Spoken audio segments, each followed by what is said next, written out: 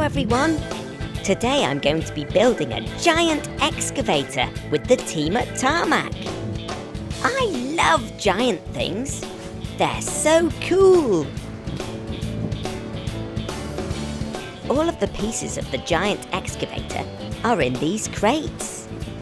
We need something really tall and strong to lift these giant crates and unbox them. That's where this huge crane comes in. Steady, steady. Great job. Cranes are used when things are too heavy for people to carry. Now it's time for these engineers to get to work. Building a giant excavator is a bit like building something out of Lego. Every piece has its right place. This is the base of the giant excavator. These engineers have got a job on their hands to unbox it. And these are the giant caterpillar tracks that will help it move around. Let's fit these caterpillar tracks to the base. It takes a few days for the crew to build the main body on top of the base. The mechanics and the cranes work really hard to put all of the pieces together. Wow! Now it's really starting to look like an excavator. It sure is giant.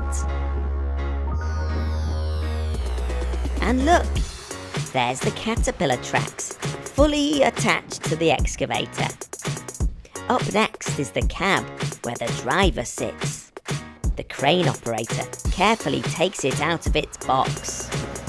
It's like unboxing a giant Christmas present. Whoa, be careful with that. The crane needs to gently place the cab on top of the main body. And then it slots into place, just like a Lego block. Ta-da! Now we've got ourselves a giant excavator. Look how big it is compared to the driver standing next to it. There's only one thing left for him to do, and that's to jump in and drive. Here we go! Look at its giant bucket. And it can make giant spins. Look how small this dump truck is next to it. It looks like a baby dump truck. Now let's see the giant excavator do its job and dig. Wahey! Look how much rock the giant excavator can grab and drop into the dump truck. Thanks for joining me today and learning all about building a giant excavator. For now, it's cheerio from Gecko. Bye! Hello everyone, Gecko here. I'm at Walk Mill in Cheshire to learn all about combine harvesters. Combine harvesters are one of the most important vehicles used on farms. Loads of the food we eat comes from plants that are grown in fields. All of this wheat needs to be harvested, so it's a good job we've got this incredible combine harvester. This combine harvester is called Daisy. She's got lots of neat parts that make her so useful on the farm. Let's take a look. Just look at these massive caterpillar tracks. They're designed to move the combine harvester through the field, even when the ground is very wet and muddy. They're like welly boots for wheels. The front of the combine harvester is made up of different parts which pull the wheat inside. Very sharp blades called teeth act like scissors and cut the wheat at the bottom. I wonder why they're called teeth. Do you eat your food like that? When the vehicle is full to the brim with wheat, a tractor with a trailer on the back drives next to the combine. The grain is carried up from the tank and fired out of a side pipe into the trailer. This is Ben, and he's a farmer. His job is to drive and operate the combine harvester. And driving the tractor is Heather. She's also a farmer. And look, there's her sheepdog, Gary. Hey, here boy. Ben and Heather use their radios to talk to each other to make sure the vehicles are in the right place so the trailer can catch all of the falling grain. Look at them all working together. Teamwork makes the dream work. Hi Heather. Can you please tell us a bit more about the different parts of the wheat? So this is the plant that we've been harvesting. As you can see, it grows in the soil at the bottom. Then we have the straw, which we use to bed animals down. And at the top we have the head of the plant, which has the grain in it. We use the grain to make bread and cakes and biscuits. Because combine harvesters are so wide and bulky, they're too big to travel on most roads, especially the small country roads around these fields. To get from one field to another, Ben and his team need to take the front off the combine and put it on a trailer.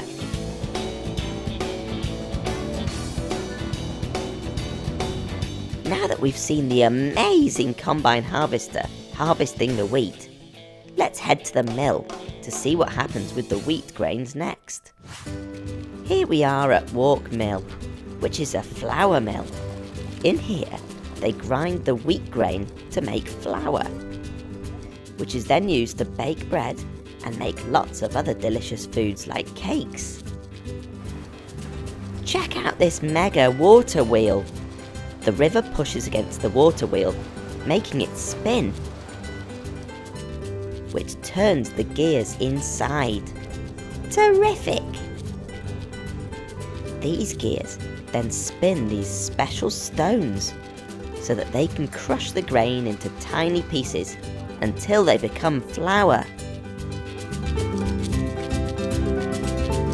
And this is the end result, like these delicious cakes. Can I please have one now? They smell delicious.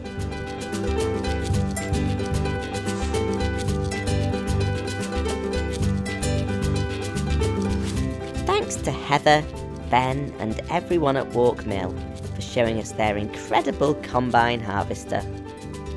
Until next time, it's cheerio from Gecko.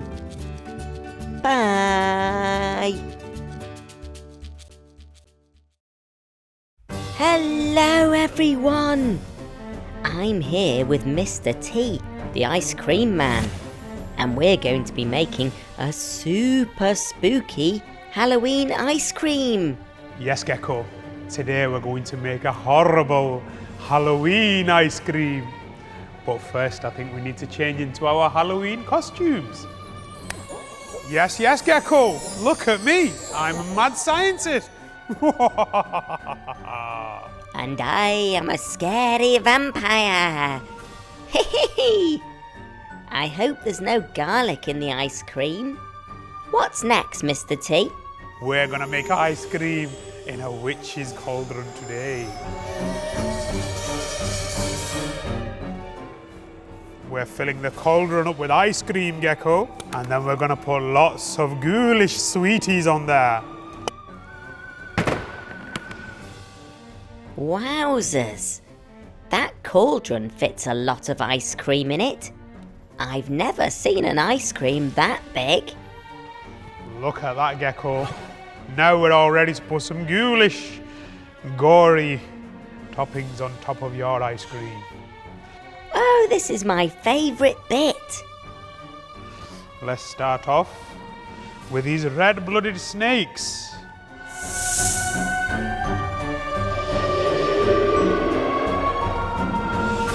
They're going to be absolutely horrible. Horrible, I say. There we have the eyes of a newt picked this morning. Ooh, these sweeties are creepy. And we have the heart of a frog. and the teeth of a vampire. Oh dear. That doesn't sound good for me. Now we have some spooky chocolate crumbles. And then on top of this, we put some powdered vampire's blood. And some lovely, lovely, horrible snakes.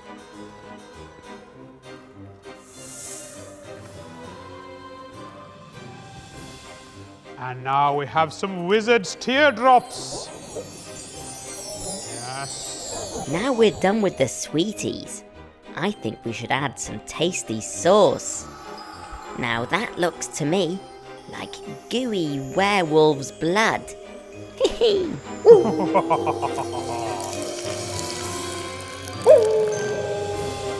And to finish off this masterful, ghoulishly creative ice cream, we are going to add the famous Beetlejuice.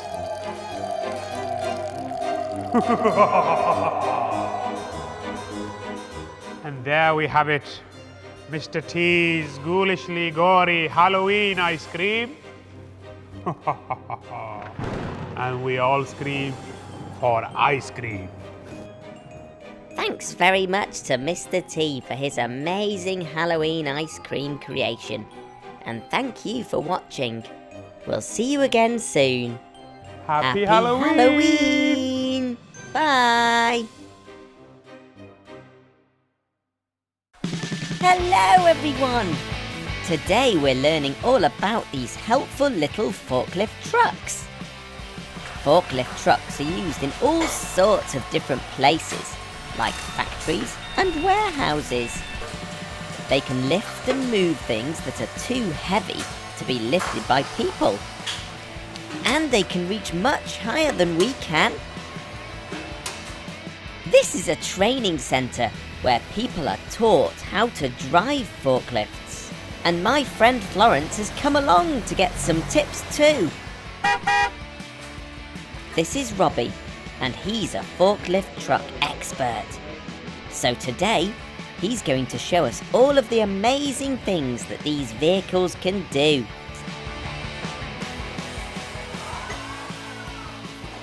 Welcome to FLT, Gecko. Are you ready for your training? Oh yes, Robbie. With all of these forklifts whizzing around, it's important to stay safe. To make sure everyone can see me, I'm wearing this bright yellow, high visibility jacket. With this on, I'll certainly stand out.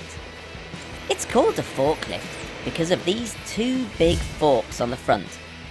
They're super strong and can lift very heavy things. Shall we see just how much a forklift can pick up?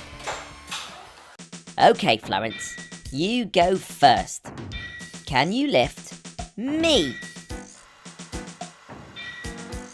Woohoo! I'm so high! Okay, you can put me down now, thanks, Florence. Can you lift 5 mechanicals? 1, 2, 3, 4, 5.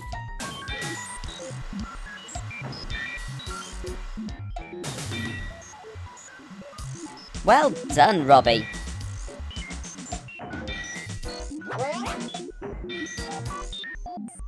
Florence, can you lift Mabel and her family? Careful they don't swing off you. Woo! Oh wow! Robbie's going one better and lifting up a rhinoceros. He looks heavy. These forklifts can lift an impressive 1.5 tons, which is the weight of this large rhino. A forklift has lots of different features to make it the perfect lifting vehicle. Robbie, can you please show us how to drive a forklift truck? Well, Gecko, it's quite simple. We have 2 pedals I need to use. One's the accelerator. Second one's a brake. Use the accelerator to go and brake to stop. I have the steering wheel here. I turn it left, it'll go left. I turn it right, it'll go right. All I do is press the middle of the steering wheel for the horn. Oh, sorry, mechanicals. Did I scare you there? These 3 levers control the all-important fork. Robbie can use this lever to make the forks move up and down.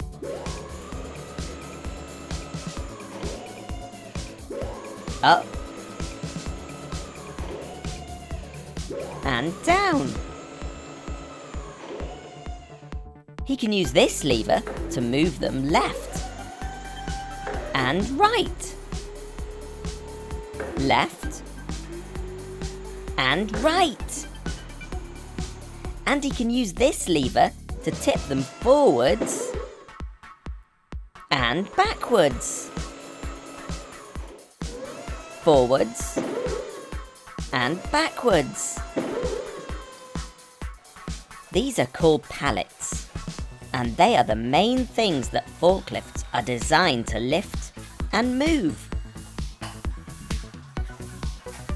Some things are far too heavy or too high up to pick up with just your bare hands, so this helpful forklift does the job.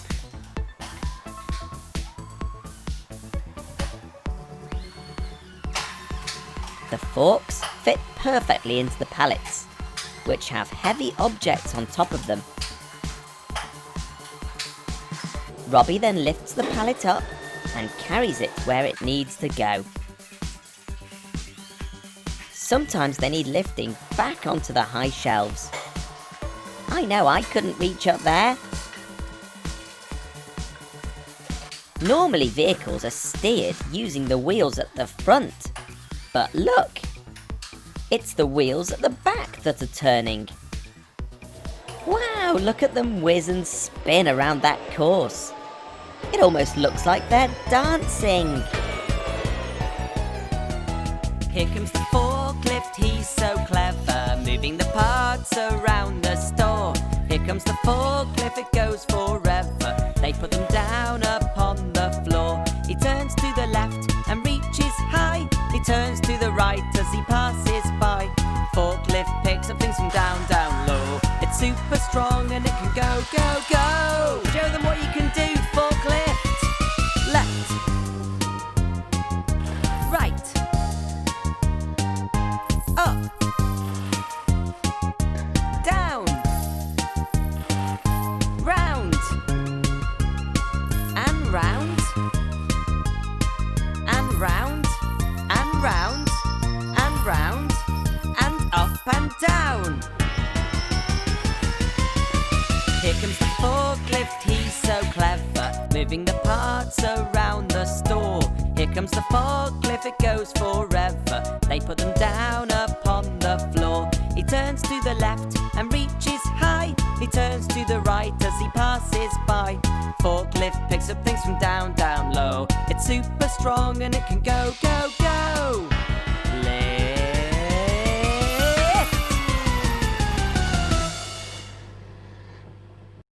Phew!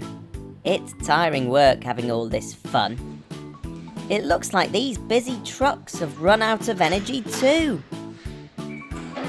Look at that! Robbie's flipped open the forklift, like opening the lid on a box of toys. All of these trucks are powered by electricity. Robbie plugs them into the main power supply so the batteries can recharge, ready for another day of lifting, carrying and moving.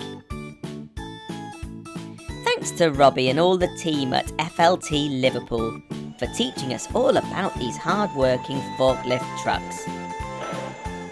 We'll see you again soon. Bye!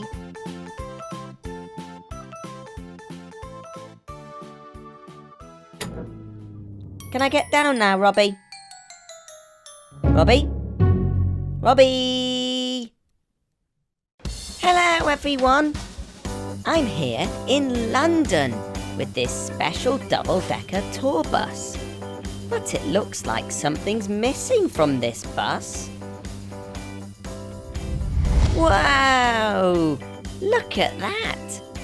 There's no roof on this bus. I can see everything up here. There's loads of tall buildings to see in London, and because there's no silly roof in the way, you can see right up to the sky. Every year, around 1 million people from all over the world come to London and take a sightseeing tour with the original tour company.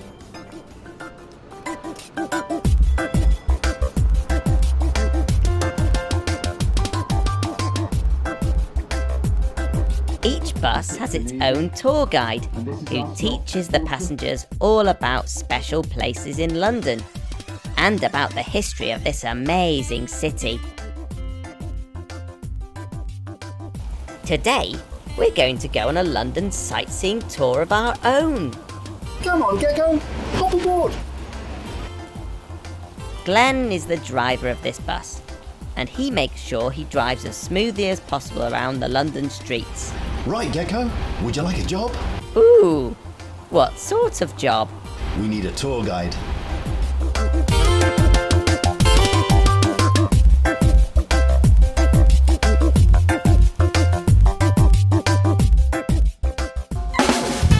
Hello, ladies and gentlemen, boys and girls. I am your tour guide for today, and together we're going to visit the amazing sights of London. London is the capital city of the United Kingdom, and the city grew around the river that goes right through the middle of it.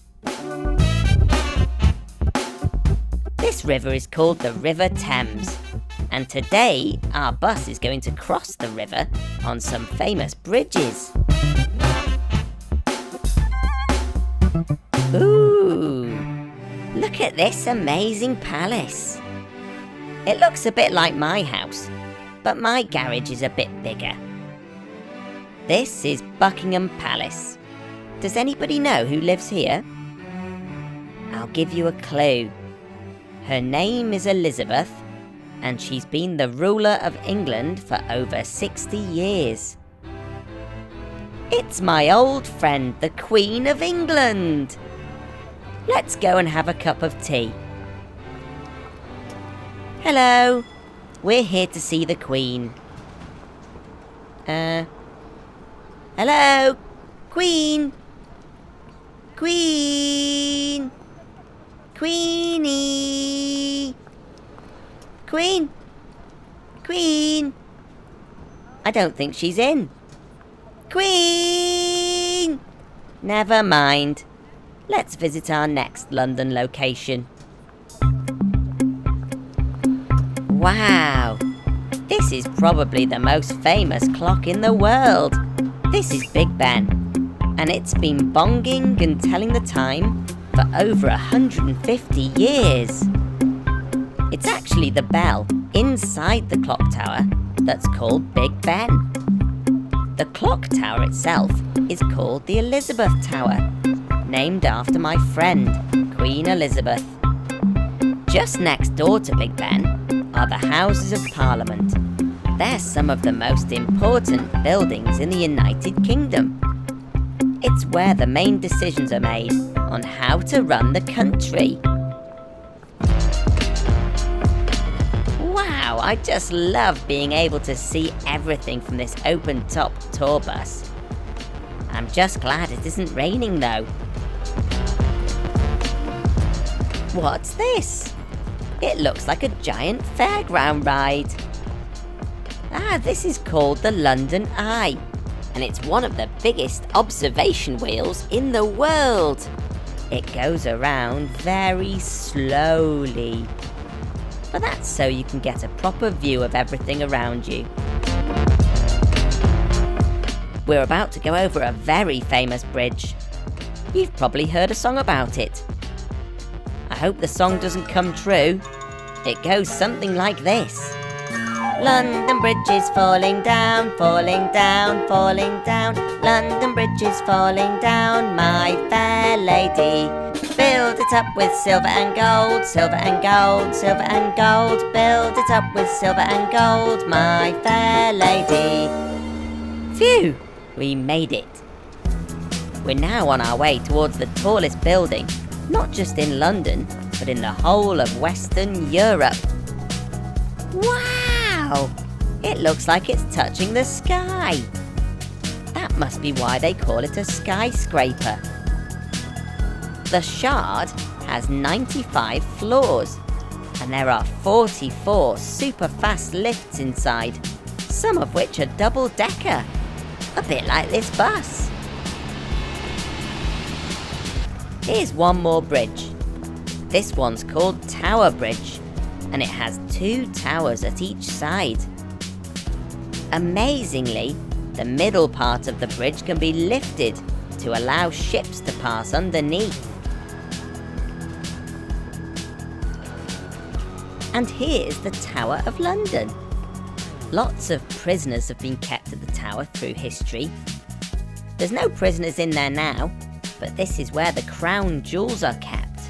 These are the very precious jewels that the Queen wears on special occasions. Now it's back along the embankment towards Westminster. We turn right at the Houses of Parliament and come past Downing Street, which is where another one of my friends lives, the Prime Minister. Let's pop in and say hello. I think they live around here somewhere. Ah, this is the one. Number 10 Downing Street. Prime Minister! Primey! Prime Minister! Oh dear, they must be out as well. I guess they must be very busy running the country. Oh well, back on the bus. We're now passing Trafalgar Square. The tall statue is called Nelson's Column. It was built to remember the hero, Admiral Horatio Nelson.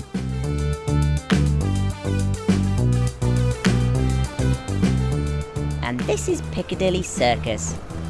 Before you get too excited, this isn't a real circus. The name Piccadilly Circus comes from the fact there used to be a big circular roundabout here. What a shame there aren't any clowns, tightrope walkers, or trapeze artists here.